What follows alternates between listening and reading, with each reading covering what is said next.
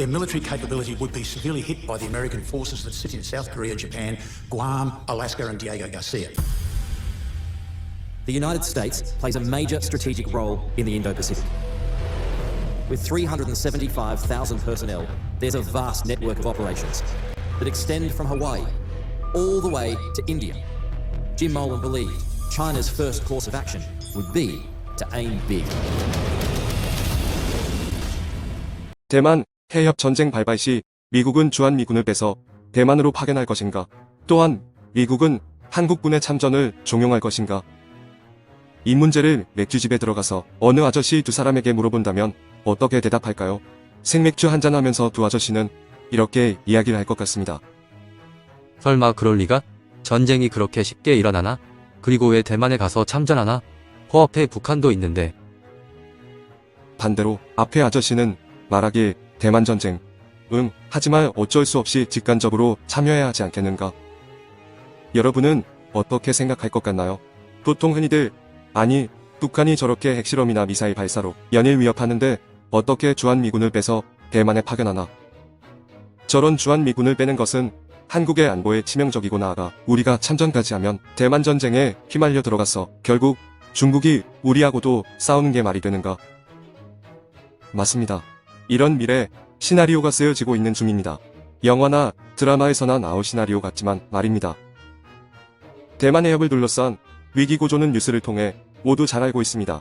최근 들어 이런 뉴스가 자주 나오고 몇몇 주한미군 사령관 등 실제 담당자들이 애둘러 한국의 참전을 바란다는 애매모호한 표현을 하기도 합니다. 주한미군을 빼서 대만으로 급파할 가능성이 있음을 언급하는 것이겠습니다.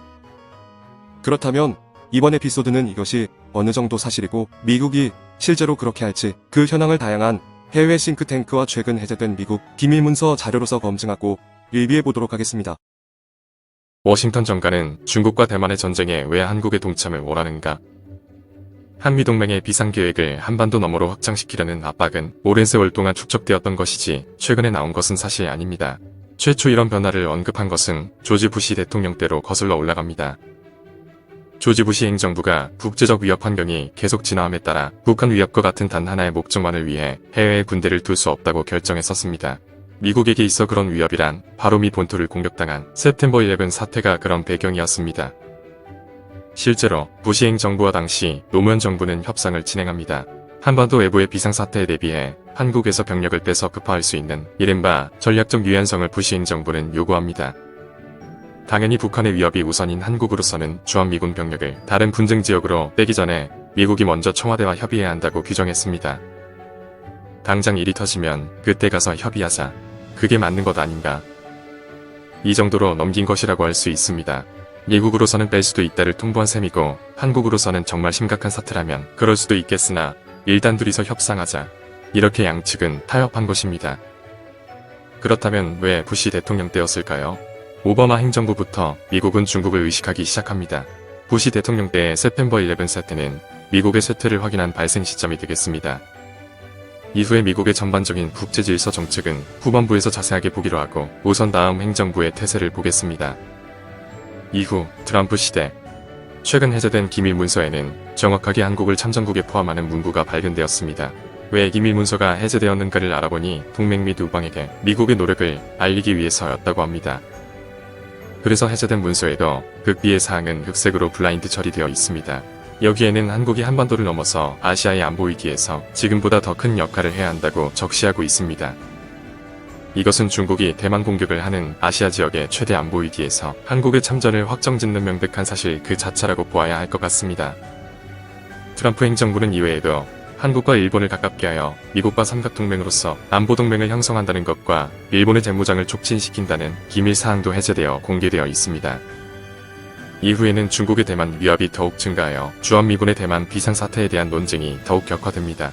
이때부터 한미 군장성 및 연합사는 대만 해협 무력 충돌 발생 시 실제 한미동맹의 실제 방향성과 워게임 테이블 작전 ATTX 등으로 가상 연습을 합니다. 트럼프 행정부의 에스퍼 국방장관은 한국이 분쟁에 휘말리는 것을 피할 수 없을 것 같다. 이렇게 말했는데 이것은 굉장히 간접적으로 표현한 것으로 대만 전쟁이 발생 시 주한미군뿐 아니라 한국도 참전할 수밖에 없음을 통보한 것이라고 할 수 있습니다.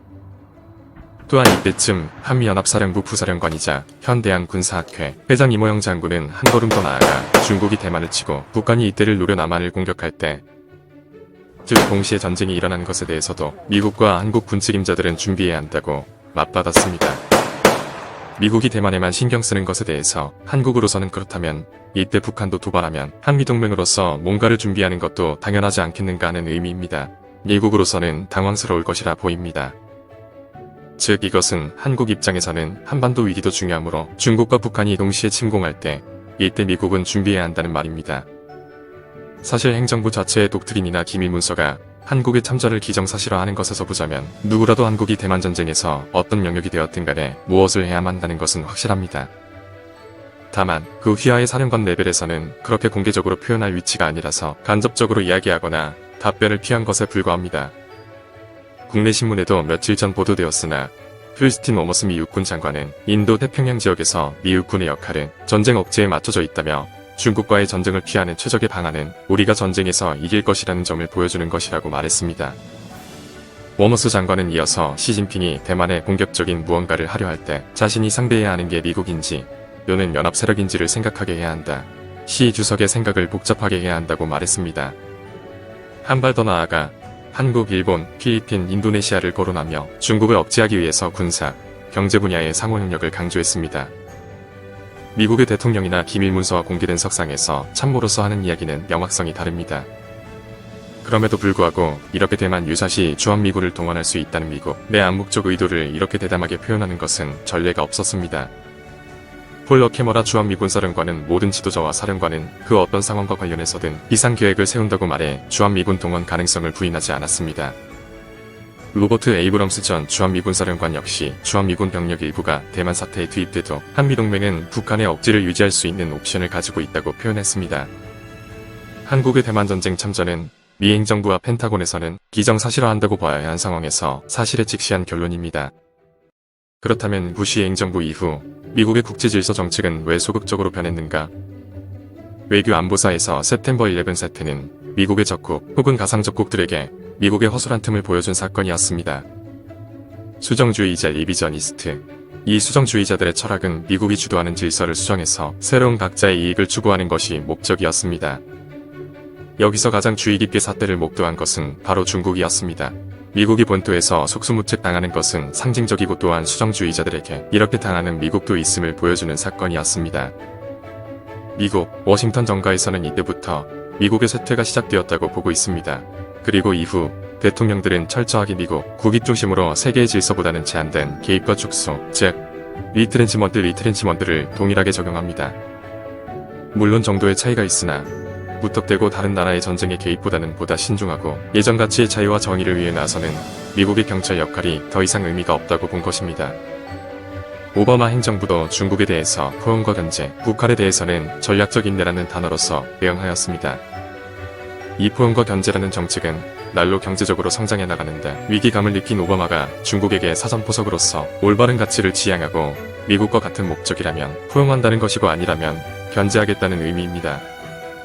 중국의 위험성을 인지했다 정도가 당시의 분위기이며 북한의 핵 문제는 일단 지켜보는 인내를 가진다는 말이었습니다. 그러나 오바마의 정책은 오판을 할 수 있는 대표적인 실패한 사례라고 싱크탱크들은 평가하는 것이 많습니다. 앞으로도 한반도를 둘러싼 위기든 중국의 대만 침공이든 미국은 혼자서 나가 싸우지는 절대 않을 것이며 오방의 힘을 빌려서 최소한의 개입만을 할 것입니다. 이것은 앞으로 향후 2050년까지의 미국의 국시이며 대통령이 누가 되든 변함없을 것입니다.